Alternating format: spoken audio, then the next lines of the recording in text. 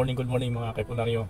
Yan yung ating quote for the day. Sabi dito, the best answer to anger is silence. No? So napakaganda ng quote. Alam mo, marami sa atin ang ayaw tumanggap ng katotohanan.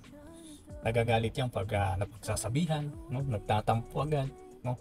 Doon naman sa mga taong kunwari pa na hindi siya nagagalit sa'yo, ang tanging kasagutan na lang natin ay tumahimik at umiwas, in the way nagiging professional ka tingnan, no?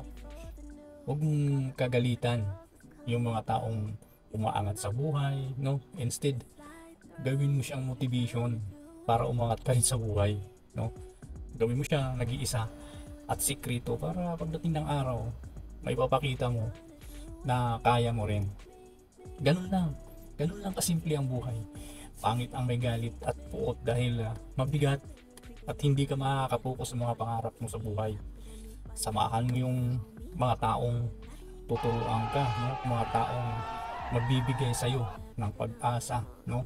Mindset para umangat tayo sa buhay. Yun yung kailangan natin. Maka na sa isang community na tuturuan ka, especially doon sa pag-iipon, hindi lang pag-iipon, no? Tuturuan ka magkaroon ng investment, tuturuan ka mag-ipon, mag-invest, no? Hindi lang yung paggagala, kakain sa labas, yayayain ka ng mga barkada mo, isasama ka na agad. So, mahirap yun, no? Sumama ka doon sa mga taong i-guide ka, tuturuan ka, paano ka wala dyan sa sitwasyon mo ngayon. So, huwag mo kalimutan, no?